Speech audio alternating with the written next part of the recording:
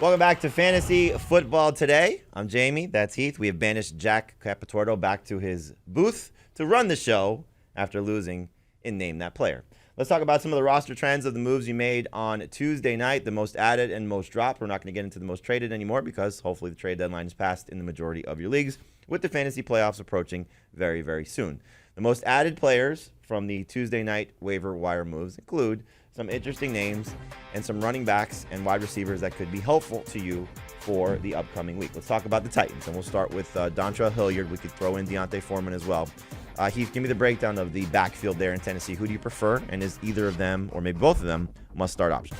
I wouldn't call either of them must-start options just because, like so many backfields this week, we don't have a real clear interpretation of how many touches each is going to get, but they're both very good flexes, borderline number 2 running backs. Surprised that Hilliard's on this list and not Foreman, considering Hilliard was rostered in more leagues than Foreman coming into this, but I know the projections for Hilliard are quite a bit higher on our side.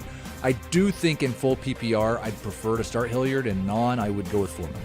The concern I have with Hilliard is I think they at least my approach from what I've seen from the 2 games from the Titans, the last 2 games, with Peterson, without Peterson, certainly the Patriots game, that they want Foreman to be their big back. And that's what's typically had success for them, and that's what typically has had success for them in a big way against the Jaguars. Obviously, Deontay Foreman is not Derrick Henry. But is Dontrell Hilliard going to get enough touches to be the lead running back there? I think he's probably the better of the 2. I don't think that goes without saying if you've watched them run.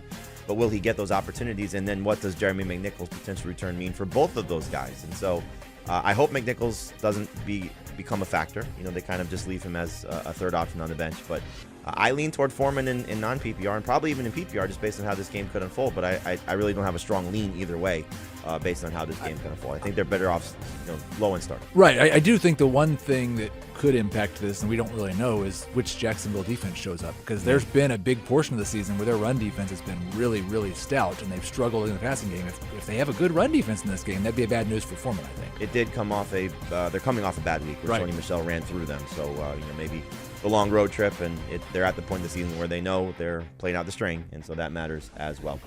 In terms of Julio Jones, you saw his name on this list also as one of the most added players, and we know what the situation is. He's expected to return to practice. We hope to get a practice report today that says he's out there, but he's still on IR, but expected to return and hopefully playing this week against Jacksonville. If he does play, is he a must-start wide receiver, starter in a 3-receiver league? Where do you come out with Julio Jones? I think he's been too inconsistent this year to call him a must-start wide receiver, but he certainly has must-start upside, and there is a chance, maybe an outside chance, that he comes back as a full go this week and is a league winner in the fantasy playoffs. The efficiency has still been there. It's just been the ability to stay on the field and earn targets.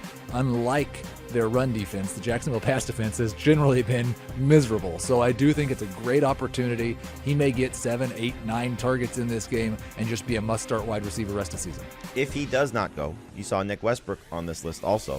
Where does he come into play? Maybe with Julio, without Julio. Remember, A.J. Brown at least still 2 games away from his chest injury returning because he's on IR also. I don't think Westbrook has quite as much upside as Julio Jones, but we have seen a 100-yard game from him this season, and he has been the most competent of the backup wide receivers for the Titans. He'd be a mid-range number 3 without Julio Jones. With Julio Jones, I still think he's a decent flex. Yep, could be involved. Again, Shaquille Griffin coming back from the concussion for Jacksonville, so just keep that in mind that their secondary getting a little bit better. But hopefully this is a good spot for Julio Jones to step in and maybe, like you said, close the season strong.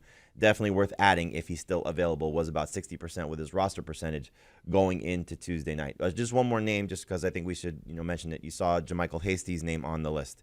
If there is no Elijah Mitchell because he's in the concussion protocol and no Jeff Wilson because of his knee injury, is Hasty a starting fantasy running back taking on the Bengals this week? I think he's a must-start if there's also no Deebo Samuel. If Deebo's there, then it gets a little bit more complicated, but he'd still be, for me, in that Hilliard-Foreman range as a low-end number 2, high-end flex option. Yep, worth considering. The 49ers, their run defense, their run offense obviously is tried and true.